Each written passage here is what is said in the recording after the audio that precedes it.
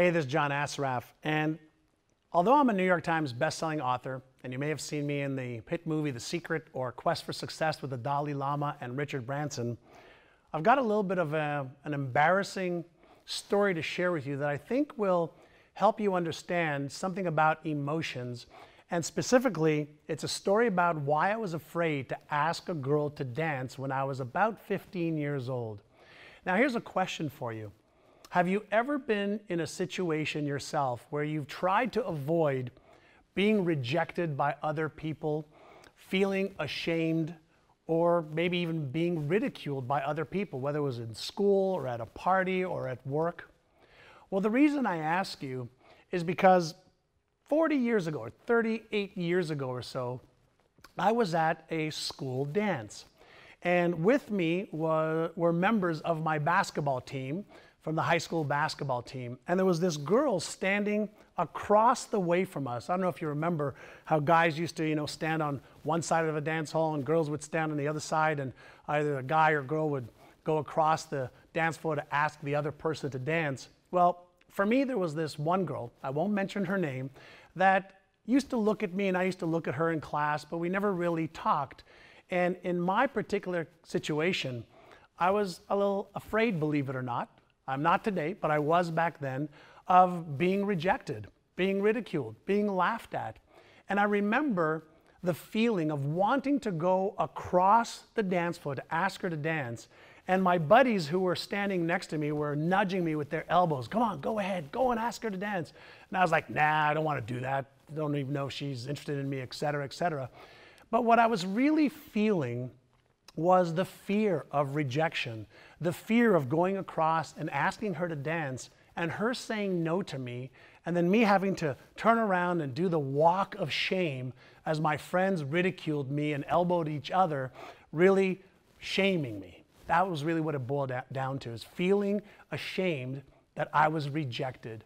And what I know today that I didn't know now was that our emotions are protection mechanisms and signals that will, A, keep us away from pain and suffering and shame and guilt, our pain and suffering.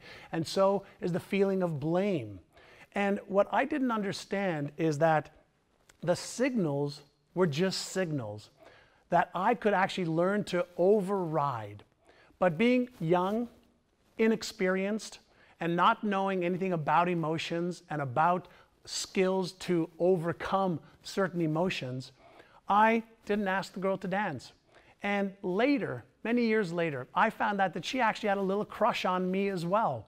And so I couldn't help but, remember, my feelings back then, wishing that I would have actually gone forward and asked her to dance. And it's interesting because it's 38 years later and I'm still sharing that story, which I haven't shared very, very often anywhere. And the question that I want to ask you is, what is the cost of not recognizing the times when you are afraid of being rejected, the times where you're afraid of being ashamed, the times where you're afraid of stepping into your fear? What is the cost of that? Because most people don't recognize that the bigger pain and suffering comes from you being a prisoner of your own emotions, from you becoming and being a prisoner of not having the skills and the knowledge and the strategies to deal with the emotions that are going to hold you back. Now, there's nothing to be embarrassed or ashamed about, because most of us never had anybody teach us about fear, fear of success, fear of failure, fear of rejection, fear of not being good enough, fear of not feeling smart enough. Nobody ever shared that with us, at least not in my household.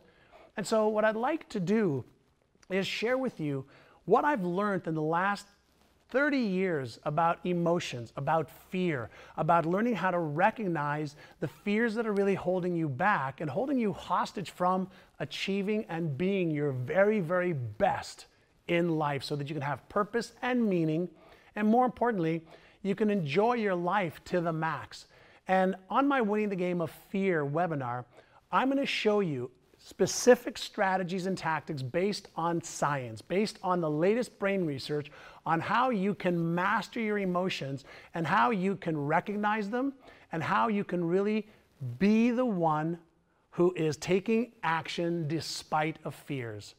I've coined the term, turn your fear into fuel, and when you learn how to recognize, reframe, release, and retrain your brain, you'll be able to release anything that's holding you back from achieving your goals and dreams right now. So I look forward to seeing you on the webinar.